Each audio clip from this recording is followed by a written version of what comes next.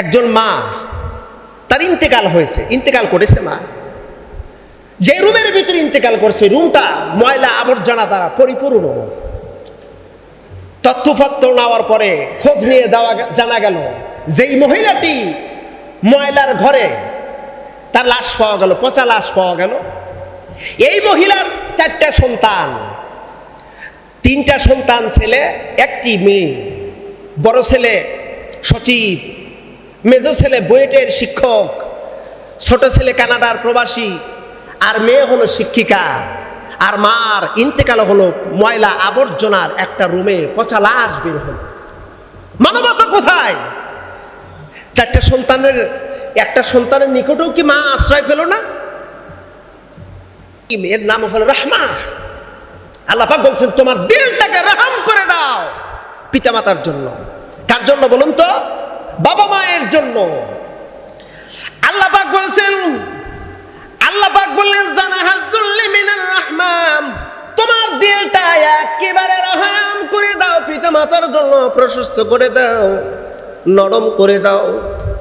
প্রশ্ন যদি করি আল্লাহ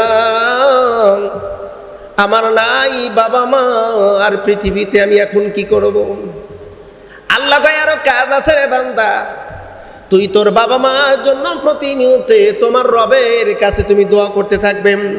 কর রব্বির হামহুমা কামা রব্বায়ানি সগীরা।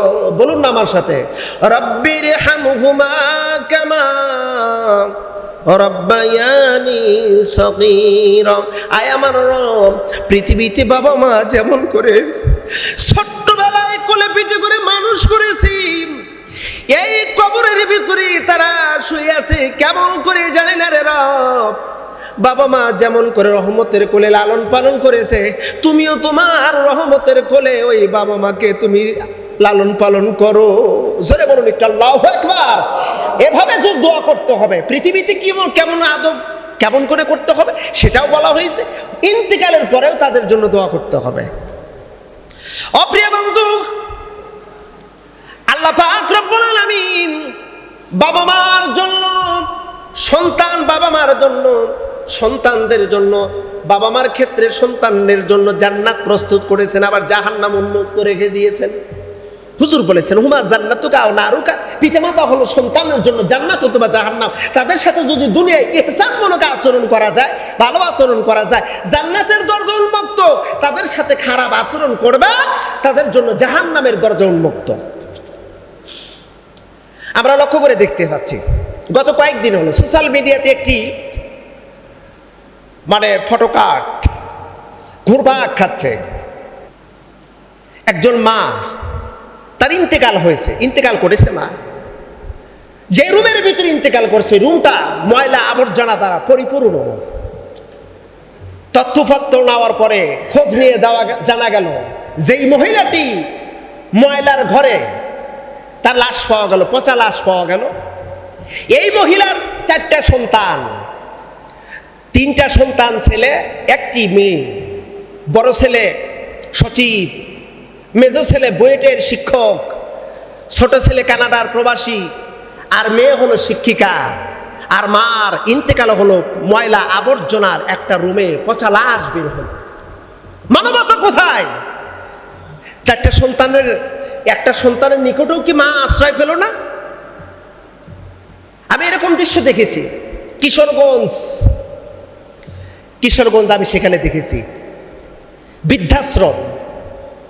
বৃদ্ধাশ্রমে আফসোস, বৃদ্ধাশ্রমে শুধু যে সমস্ত বৃদ্ধা মহিলা এবং পুরুষ, অধিকাংশর খোঁজ নিয়ে দেখা গেছে এদের সন্তানগুলো হায়ার এডুকেটেড পারসন, বড় শিক্ষিত, বড় চাকরিজীবী, কিন্তু সন্তানগুলোর স্থান ওই বাবা মায়ের স্থান সন্তানগুলোর নিকটে হয় না, শেষ পর্যন্ত স্থান হয় বৃদ্ধাশ্রমে।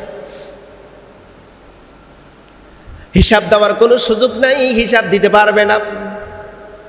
কিসের তোমার বাড়ি গাড়ি, কিসের টাকা পয়সা, কিসের শিক্ষা দীক্ষা, কিসের সচিব তুমি, কিসের তুমি বুয়েটের শিক্ষক, তুমি কানাডা প্রবাসী, তোমার মা ময়লা আবর্জনা ইন্তেকাল করলো, তোমার এই শিক্ষার 4 আনা পয়সার কোনো মূল্য নাই, নাকি আছে আপনাদের কাছে? কোনো মূল্য নাই। ও বন্ধু, হযরত লোকমান আলাইহিস সালাম তার সন্তানদেরকে নসিহত করতেছিলেন, সন্তানদেরকে নসিহত করতেছিলেন লোকমান আলাইহিস সালাম। লোকমান নসিহত করলেন, ওয়াসাইনাল ইনসানা বিওয়ালিদাইহি হামালাতুহু উম্মুহু ওয়াহনান আলা ওয়াহনি। ও আমার সন্তানেরা, পিতা সন্তানদেরকে নসিহত করতেছে, পিতা সন্তানদেরকে নসিহত করতেছে কিভাবে তুমি দুনিয়ায় চলবা।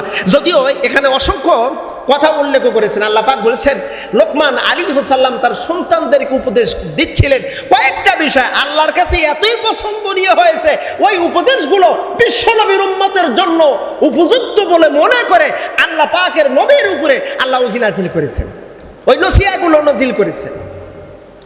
এর মধ্যে একটি হলো সন্তানদেরকে নসিহত করতেছে, ও আমার সন্তানেরা, পিতামাতার ক্ষেত্রে তোমাদের সজাগ থাকতে হবে, সতর্কতা থাকতে হবে, তাদের ক্ষেত্রে তোমরা ভালো আচরণ করবা।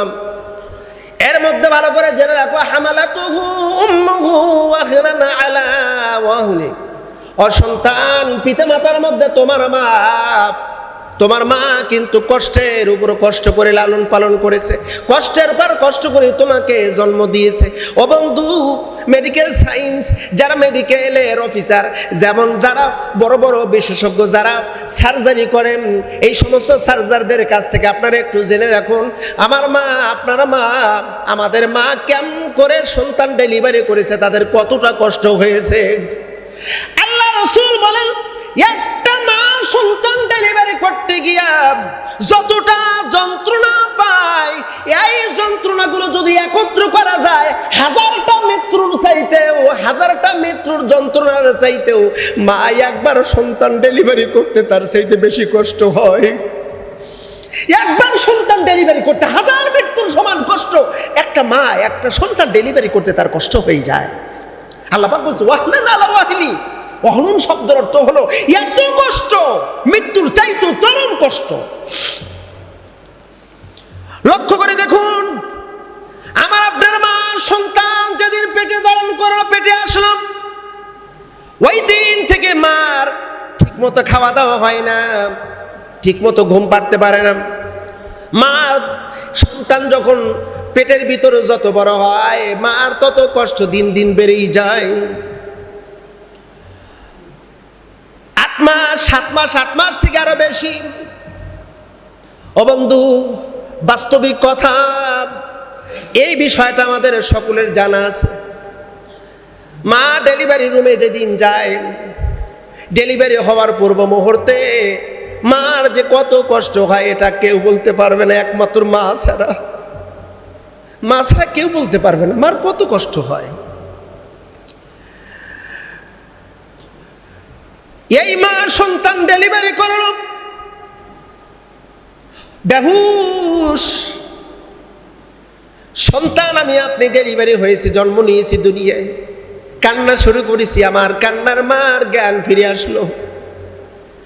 জ্ঞান ফিরে পাওয়ার পর একটু আগে এত কষ্ট পেয়েছে, ওই কষ্টের কথা মনে নাই।